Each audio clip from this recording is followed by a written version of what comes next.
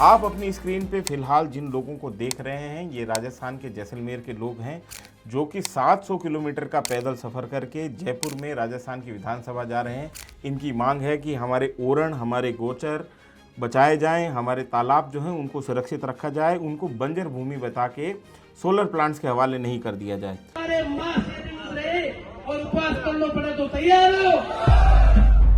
तो ये इन लोगों की मांग है। आपके लिए ओरण नया शब्द है तो वो भी हम जानेंगे कि ओरण है क्या। और पश्चिमी राजस्थान के लोग जिनका एक प्रकृति के साथ में सहअस्तित्व रहा है, उस वैसी मरुस्थल में जहाँ पे 13-14 मिलीमीटर की बरसात होती है, सदियों से इंसान ने प्रकृति के साथ में एक सामंजस्य बना के रखा और कुछ जिंदा बचे रहे और प्रकृति को भी उन्होंने बचाया। तो अब ये संबंध जो है वो टूट रहे हैं और वहाँ पे जो आम जनता है उसके बीच में बहुत रोष है। कल हमने आपको दिखाया था कि खेजड़ी के पेड़ को लेकर किस तरीके से राजस्थान में आंदोलन हो रहे हैं। उसी इलाके में जैसलमेर और बाड़मेर में जहाँ पे सोलर प्लांट लग रहे हैं, वहाँ के लोग जो हैं वो सोलर प्लांट्स को लेके बहुत गुस्से में भरे हुए हैं। तो आइए इनसे जानते हैं कि क्या मामला है, क्या मुद्दा है। हमारे साथ हैं सुमेर सिंह जी जो कि इस पूरे के पूरे आंदोलन को लीड कर रहे हैं। उनके तमाम साथी भी हमारे साथ जुड़े हुए हैं। सबसे एक एक करके पूछेंगे कि मामला क्या है और क्यों ये लोग जो है इतनी लंबी 700 किलोमीटर से ज़्यादा लंबी पदयात्रा करने के लिए क्यों मजबूर हैं। मेरा नाम सुमेर सिंह है। मेरा तो आवाज आ रहा है आपको? हाँ जी, आपकी आवाज़ आ रही है मुझे। हमारे साथी हाँ। है भोपाल सिंह जलोड़ा और चतुर सिंह जांग, हम्म।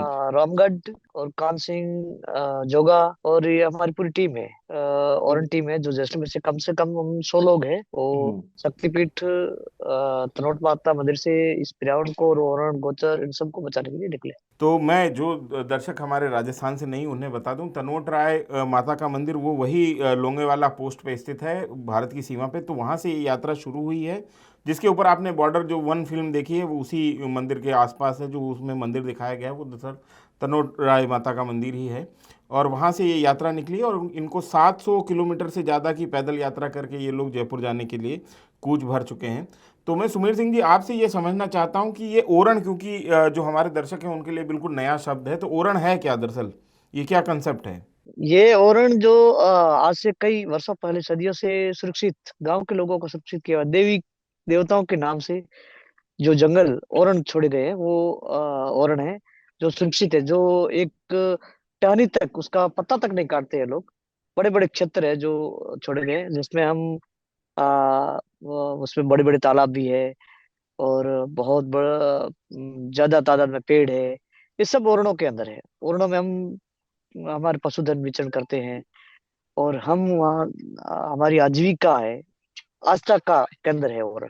हाँ जो साथी हाँ जो साथी अगर नहीं मतलब जिनके लिए ये शब्द नया है उनको मैं थोड़ा सा और तफसील से समझा दूं। दरअसल होता क्या है कि राजस्थान में गाँव की बसावट कुछ इस तरीके से है कि राजस्थान में गांव के में दो चार गांव के बीच में एक जो पूज्य मंदिर है, चाहे वो किसी देवी का है, देवता का है, भूमिया का है, कोई हमारे पुरखों का मंदिर है, तो उसके आसपास में गांव समाज मिलके एक पूरा इलाका जो है उसको खाली छोड़ देता था। उसके ऊपर खेती नहीं होती थी। उसके वो एक तरीके से ऐसा जंगल था जो जहाँ पे कभी कटाई नहीं होती थी, जहाँ पे वन्य जीव जो हैं वो आराम से विचरण करते थे, कभी उसके अंदर शिकार नहीं किया जाता था। तो आपको ये जो जिनको हम लोग ओरण कहते हैं उन इलाकों में आपको खरगोश से लेके हिरण और नीलगाय और तमाम किस्म के जो जंगली जानवर हैं वो आपको वहाँ पे देखने के लिए मिल जाएंगे और वो हमारे लिए पवित्र जगहें होती हैं। और कमाल की बात यह है क्योंकि ये सामिलाती ज़मीन थी, गांव समाज की ज़मीन थी, इसके ऊपर समाज के नियम लागू होते थे। इस वजह से हुआ क्या कि इन ज़मीनों को कहीं पे भी किसी भी खसरे खतौनी में दर्ज नहीं किया गया। और ये विसंगति जो है अभी फ़िलहाल हमारे सामने इस एक समस्या बन के आ रही है क्योंकि सरकार अब इन्हें जो है बंजर ज़मीन बता के सोलर प्लांट्स के हवाले कर दे रही है। तो अभी आपके इलाके में कितने सोलर प्लांट्स लगे हैं सुमिर जी। भाई कम से कम तो 10 लाख बीघा जमीन जा चुकी है सोलर प्लांट के अंदर।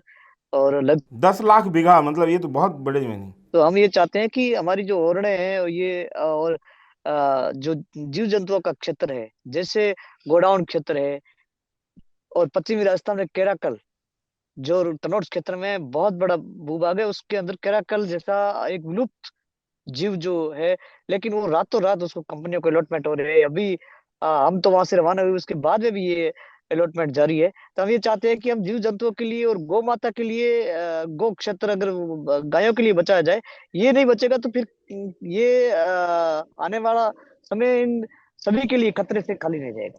और गांव के लोगों ने ही उसको सुरक्षित रखा है। अगर पेड़ कोई काटता तो उसको चांदी का या सोने का छोटा पेड़ बना करके मंदिर में चढ़ाते थे। वो वही आज तक को हमारी ठेस पहुंच रही है।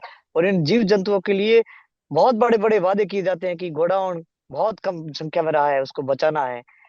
और कहाँ बचा करके उसको छोड़ेंगे कहाँ। आपकी मुख्य मांगे जो आप ये पद यात्रा कर रहे हैं, सैकड़ों लोग हैं, मैं जैसा इंस्टाग्राम पे देख रहा था और सोशल मीडिया पे देख रहा था कि गांव-गांव में लोग आपके साथ जुड़ रहे हैं, यात्राएं काफ़ी लोग इन इससे अपना जुड़ाव महसूस कर रहे हैं, क्योंकि ये एक ऐसी स्थिति है कि सोलर प्लांट जिस तरीके से अंधाधुंध कटाई कर रहे हैं पश्चिमी राजस्थान में, उसने स्थानीय आबादी और सोलर प्लांट्स के बीच में एक तनाव की स्थिति खड़ी कर दी है। तो काफ़ी ग्रामीणों को समर्थन मिल रहा है। तो आपकी मुख्य मांगे इस पूरे के पूरे मुद्दे में क्या है? हमें हमें यहाँ सर्व जाति हमारे साथ में है और सभी की मांग है। आम जनता की पीड़ा है कि हमारे जो ओरण गोचर नदी तालाब ये सब रिकॉर्ड में दर्ज हो और इसको सुरक्षित किया जाए। और जो यहाँ सोलर प्रोजेक्ट और सीमेंट प्रोजेक्ट से गांव को प्रभावित हो रहे हैं, कई गांव प्रभावित हो रहे हैं, उनके रास्ते रोके जा रहे हैं, उनके कैचमेंट जो खड़ीनों के कैचमेंट है वो रोके जा रहे हैं। ये सब एक मतलब हमारी आजीविका के ऊपर बहुत बड़ा प्रभाव पड़ रहा है। अगर ये सरकार उनको करना चाहती है, विकास करे, विकास के खिलाफ हम नहीं है, लेकिन विकास पूरे जैसलमेर को उजाड़ करके और विकास करोगे तो फिर जैसलमेर की जनता कहाँ जाएगी। अगर जैसलमेर की जनता को जीवित रखना है और यहाँ की वाइल्ड लाइफ को जीवित रखना है, यहाँ के वन्य जीव को जीवित रखना है, यहाँ की गौ माता को जीवित रखना है, यहाँ के जन जीवन को जीवित रखना है, यहाँ सबको जीवित रखना है, पर्यावरण को जीवित रखना है, तो सरकार को काम करना चाहिए, लेकिन भौतिक सत्यापन करके और वहां की सब भावनाओं को देखते हुए, जनता की भावनाओं को देखते हुए आप कार्य कीजिए, हमें कोई इतराज नहीं है। लेकिन जब हमारे ऊपर आना चाहिए, हमारे यहाँ के पूर्वजों ने सिर दे करके गौ माताओं को बचाया, यहाँ की भूमि को बचाया है, हमारे आंखों के सामने ये सब नष्ट हो रहा है विकास के नाम पर। और रातों रात अलॉटमेंट हो रहा है। वो अलॉटमेंट क्या है? ये दुकानदारी है।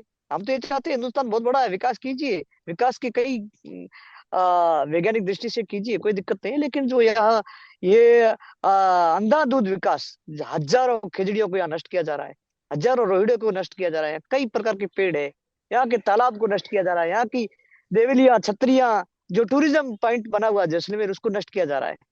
तो फिर ये कोई टूरिज्म रहेगा ना, कुछ नहीं रहेगा। जो हिंदुस्तान का डेजर्ट को देखने के लिए आ रहे हैं वो डेजर्ट ही जा रहा है उसमें।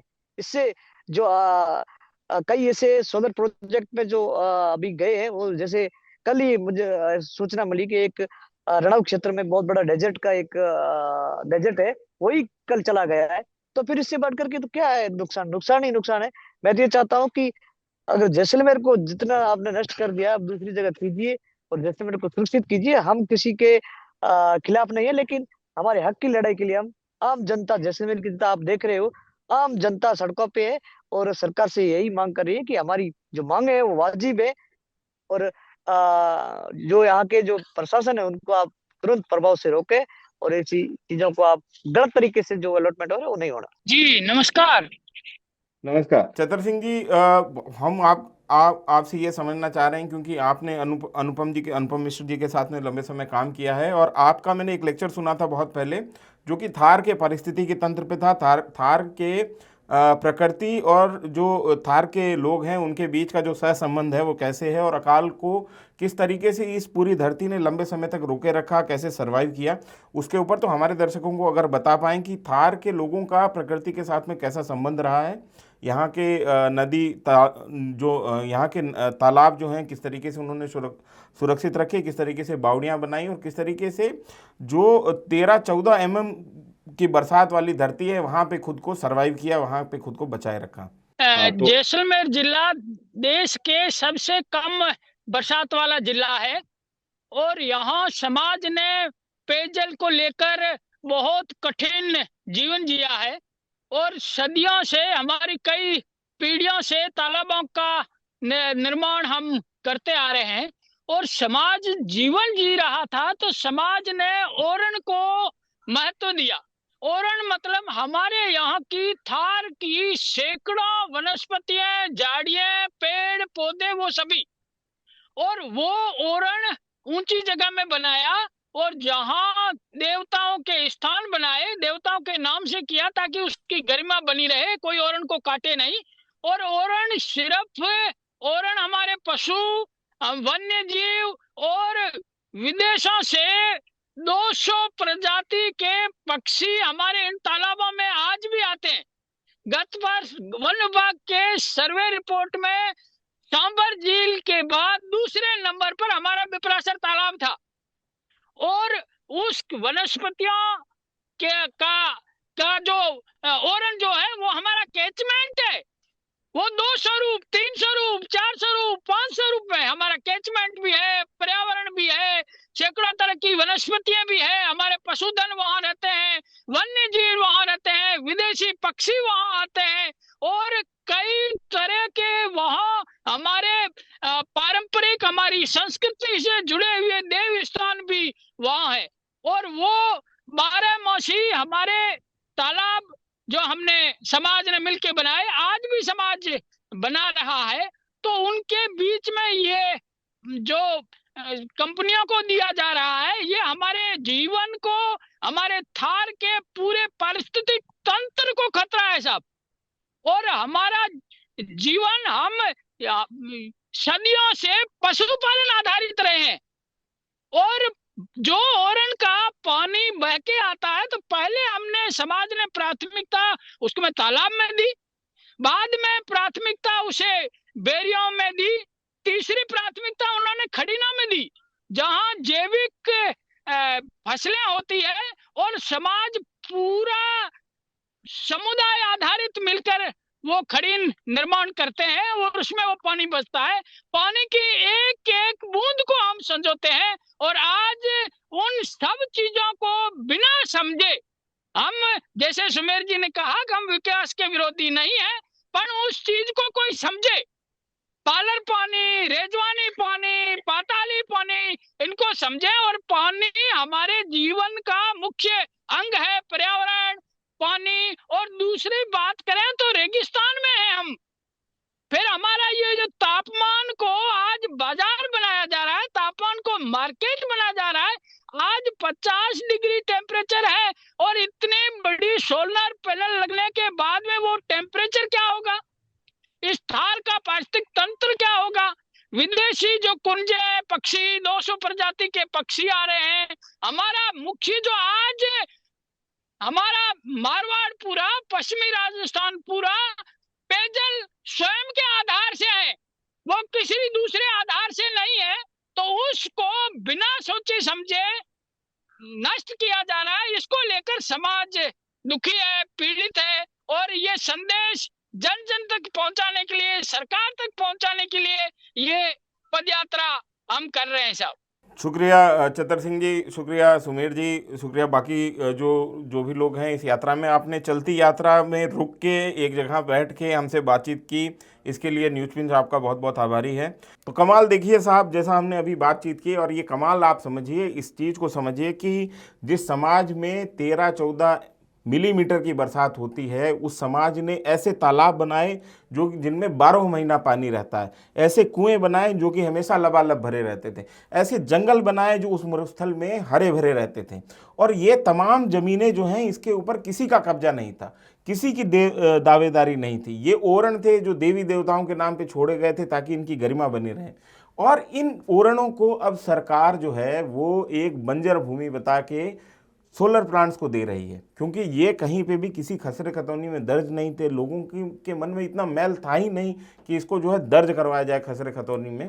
तो ये स्थिति अभी पश्चिमी राजस्थान में बनी हुई है, और पश्चिम राजस्थान के लोग जो हैं इसके ऊपर पर्याप्त गुस्सा है, पर्याप्त उनमें रोष की भावना हमको देखने को मिल रही है, क्योंकि सदियों से जिस समाज ने पानी की एक एक बूंद बचा के खुद को सर्वाइव किया, उस समाज के सामने ये संकट अभी बना हुआ है कि उनका जो तापमान है, जिस भीषण परिस्थिति में वो लोग रह रहे थे इतने मरुस्थल में, उसी को कैपिटलाइज करने की कोशिश की जा रही है सोलर एनर्जी के नाम पे। और कमाल ये था कि सोलर एनर्जी इसलिए आई थी क्योंकि बाकी जो एनर्जी के सोर्सेस थे उनसे प्रदूषण होता था, और ये पर्यावरण को फ्रेंडली बताई गई थी कि ये ग्रीन एनर्जी। और अब इस ग्रीन एनर्जी के नाम पे ये एक जो बना बनाया पारिस्थितिकी तंत्र है, जो सैकड़ों साल, हजारों साल का पारिस्थितिकी तंत्र जो बना हुआ है, उसको तहस नहस किया जा रहा है। तो ये अभी पश्चिमी राजस्थान की समस्या है, जिनको हमने अभी इन सुमेर सिंह जी और तमाम लोगों से जानने की कोशिश की।